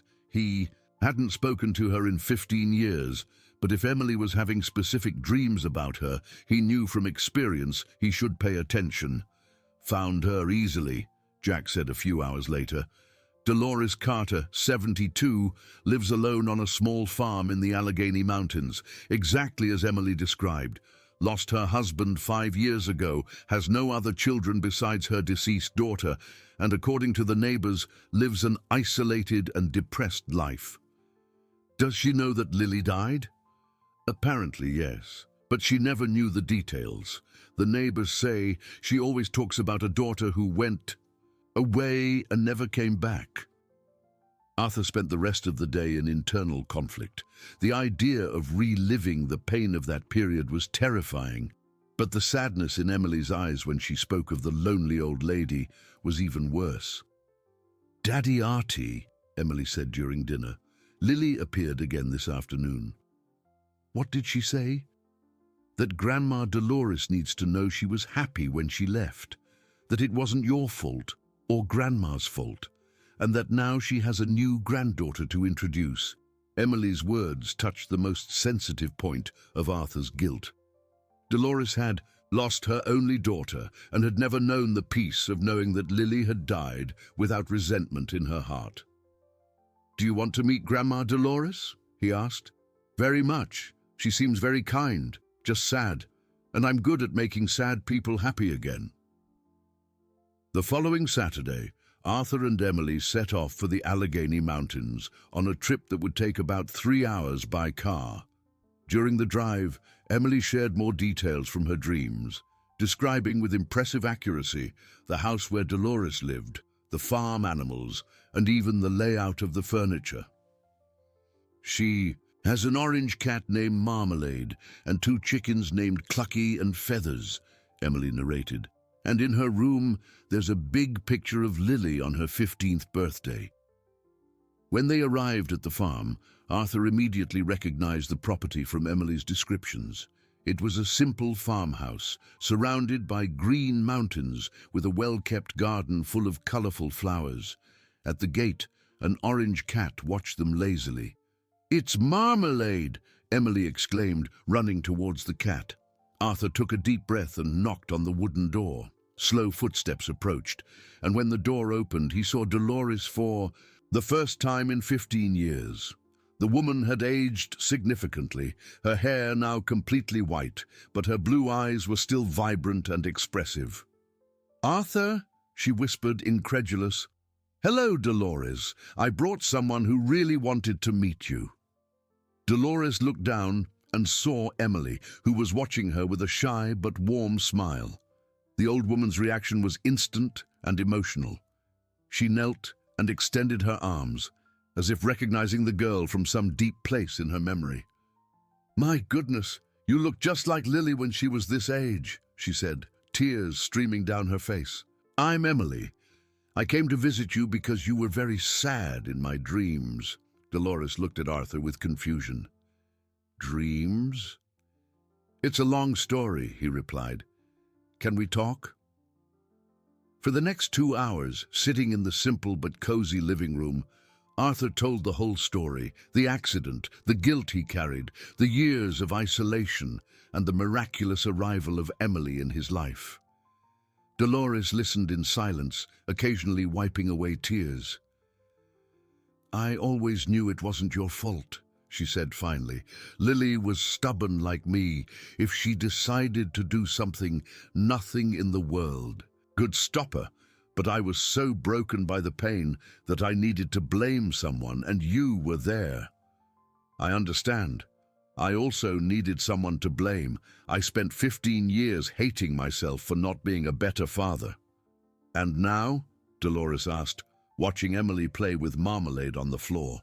"Now I've learned that it's never too late to start over, and that sometimes the people we lose find mysterious ways to teach us how to love again."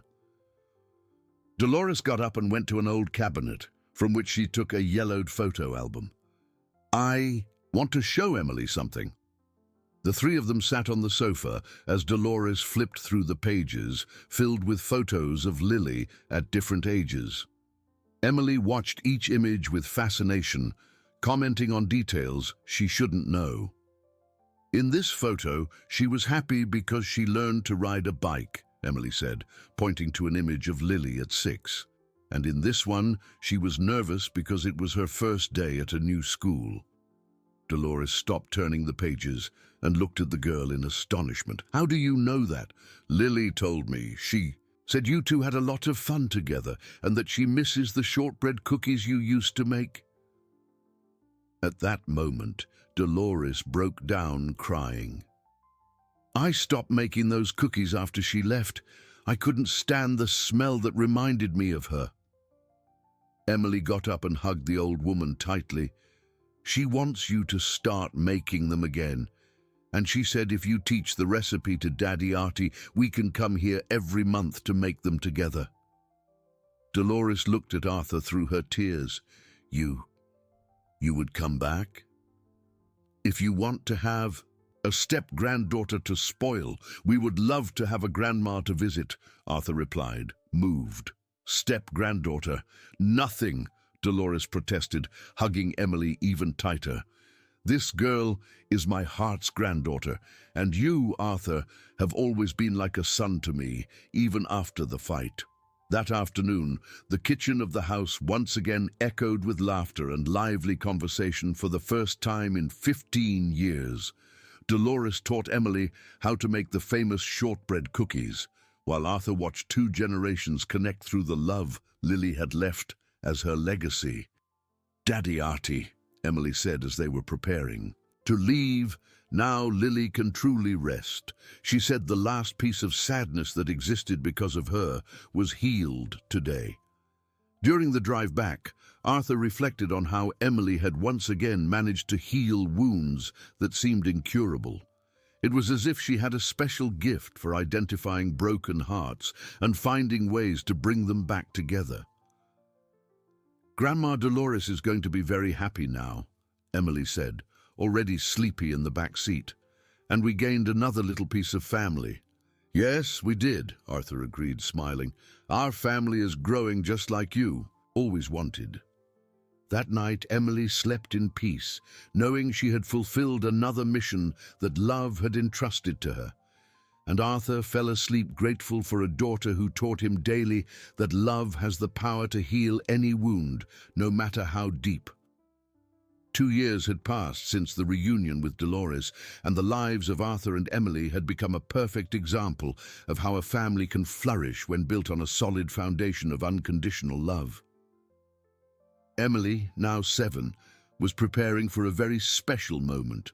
Her first school piano recital, an event that had awakened painful memories in Arthur, but which this time would be celebrated with pure joy.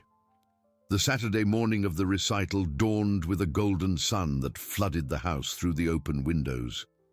Emily woke up earlier than usual, running to the piano to practice one more time the piece she had chosen to play, an original composition by Arthur that she had named The Song of Reunited Hearts. "Daddy Artie, do you think Lily will be there today to hear me play?" she asked, her small fingers gliding over the keys with a mastery that continued to impress everyone who heard her. "I'm sure she will be, my love, and she will be very proud to see how you've grown and become a wonderful pianist." Arthur sat beside her on the piano bench, watching his daughter play with a passion that reminded him so much of Lily, yet was uniquely and genuinely her own. In the last 2 years, Emily's conversations with Lily had become increasingly rare, as if the special connection that bound them was naturally transforming into fond memories and inner wisdom.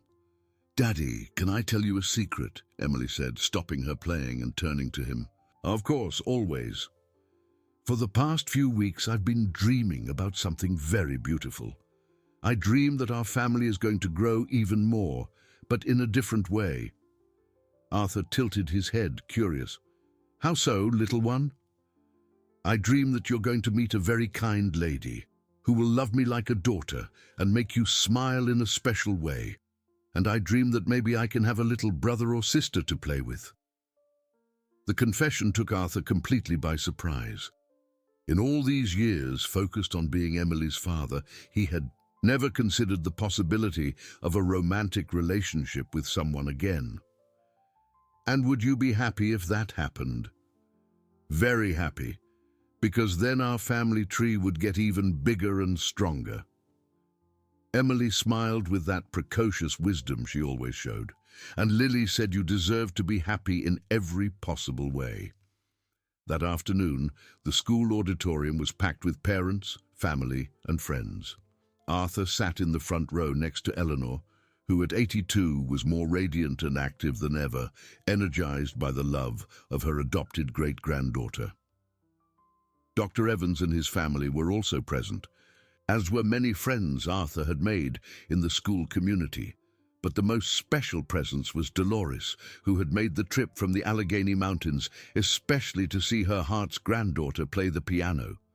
The elderly woman, who had been transformed by Emily's presence in her life, radiated a happiness that was contagious to everyone around her. When it was Emily's turn to perform, she walked onto the stage wearing a light blue dress that Dolores had sewn especially for the occasion. Her hair was held back with a simple headband, and she carried the confident posture of a child who was loved and secure. "Good afternoon, everyone," she said into the microphone, her clear voice echoing through the auditorium. "I'm going to play a song my daddy composed, but first I want to dedicate it to some very special people." Arthur's heart pounded, not knowing what to expect. "This song is for my great-grandmother, Eleanor, who teaches me every day that love has no age. For my grandma Dolores, who showed me it's never too late to rebuild a family. For Dr. Evans and all the friends who make our lives more colorful." Emily paused, looking for Arthur in the audience. "And especially for my daddy Artie, who taught me that when people truly love each other, they always find a way to be together, even when the whole world says it's impossible. The performance that followed was magical. Emily played with a passion and technique that transcended her age, and when the music ended, there wasn't a dry eye in the auditorium. The applause was deafening and prolonged, but Arthur could barely hear it, too moved by the pride he felt for his extraordinary daughter. After the recital, as they greeted people and received congratulations, a woman shyly approached Arthur. It was Claire Rogers, the school's music teacher and a single mother to a boy Emily's age. "Mr. Miller, I wanted to congratulate you on Emily's wonderful performance. She has an exceptional talent," she said, her brown eyes shining with sincerity. "Thank you, Ms. Rogers. Emily always speaks very highly of your classes." "Actually, I'd like to propose something. I've been giving private lessons to some talented students, and I would love to work with Emily to develop her skills even further. Could we talk about it sometime?" Arthur was about to answer when he felt a small hand tug on his shirt. Emily was looking at him with a mischievous smile and whispered, "It's her, Daddy, the lady from my dreams." In the weeks that followed, Arthur and Claire began to meet regularly to discuss Emily's musical education. The professional meetings naturally evolved into more personal conversations, and Arthur discovered in Claire an intelligent, caring woman who perfectly understood the challenges and joys of single parenthood. Emily and Michael, Claire's son, became inseparable friends, and their games filled any room with laughter and energy. It was as if the two children had found the siblings they had always wished for. One Sunday afternoon, 6 months after the recital, Arthur gathered the courage to do something he hadn't done in a long time. He invited Claire and Michael for lunch at his house, a special meal prepared by the whole family. Himself, Emily, and Eleanor. "Claire, there's a question I've been wanting to ask you for some time," Arthur said as they watched Emily and Michael play in the garden after lunch. "What question?" "Would you believe me if I told you that Emily predicted our getting closer months before we really knew each other?" Claire laughed, but there was a genuine curiosity in her eyes. "Emily is a very special child. Michael always says she seems to know things other children don't. It's a long story about how she came to me, a story about love, loss, and especially about how sometimes the universe conspires to bring together the people who need each other." That afternoon, Arthur told Claire the whole story of Emily. From the day he found her injured in the forest, to the mysteries that surrounded her origin and the magical ways she had healed broken hearts wherever she went. "And do you believe there's really something supernatural about her?" Claire asked when he finished. "I don't know if it's supernatural or simply the pure power of love manifested through a special child. But I know that my life and the lives of everyone who knows her have been transformed for the better since she arrived." At that moment, Emily ran up to them, breathless from playing. "Daddy Artie, Aunt Claire, come see. Michael and I found a blue butterfly in the garden." As they followed the excited children to see the butterfly, Claire discreetly held Arthur's hand. "Arthur, it doesn't matter how Emily came to you. What matters is that you've built a beautiful family full of love, and if you'd like, I would very much like to be a part of that family." A year later, in a simple but emotional ceremony in their garden, Arthur and Claire were married before family and friends. Emily was the flower girl, carrying flowers she had grown herself in the garden, and Michael was the ring bearer, carrying the rings with adult-like seriousness. During the ceremony, when the officiant asked if there was any reason the marriage should not proceed, Emily shyly raised her hand. "Can I say something?" she asked. The officiant smiled, used to childhood interruptions. "Of course, dear. I just want to say that Lily is very happy today. She said that Daddy Artie finally learned that his heart is big enough to love many people at the same time, and that now she can rest knowing he will never be alone again." There wasn't a dry eye among the guests when Emily finished speaking, and at that moment, A blue butterfly landed gently on Emily's head, remaining there for the rest of the ceremony, like a symbol of heavenly approval. Today, 5 years after that wedding, Arthur watches his family gathered in the garden to celebrate Emily's 10th birthday. She has grown into an even more extraordinary girl, her musical talent blossoming under the loving guidance of Claire, her adopted mother. Michael, now her official brother, accompanies her on the piano as she sings a song they composed together about families formed through love, not just blood. Claire is 6 months pregnant, expecting the daughter who will definitively complete the family that fate built in such a mysterious and wonderful way. Dolores, now 77, plays with Eleanor in the garden, the eagle, two grandmothers radiating the satisfaction of having seen their family grow and prosper. Dr. Evans and his family are a constant presence, creating a network of love and support that sustains them all. As evening falls and the guests depart, Arthur and Emily sit together on the garden swing for their traditional nightly chat. "Daddy, do you remember when I first came here, all hurt and scared?" Emily asks. "How could I forget? It was the most important day of my life. I knew, even though I was little, that I had found my place in the world. And now, looking at our whole family together, I know Lily is very proud of what we've built." Arthur hugs his daughter, marveling at the journey they have taken together. "And you, my love? Are you happy with the family we have?" "More than happy, Daddy. I'm complete. And the best part is knowing that our love story has inspired other people to believe that there's always hope, even when all seems lost." That night, when the whole family is sleeping peacefully, a gentle breeze moves the curtains in Emily's room. For an almost imperceptible instant, 2 female silhouettes appear beside the girl's bed, one young and one more mature, both smiling with infinite tenderness. "Mission accomplished," whispers Lily's voice to Helen. "He learned to love completely again." "And our special girl found the perfect family to blossom in," Helen replies. "Now we can depart in peace, knowing that true love always wins."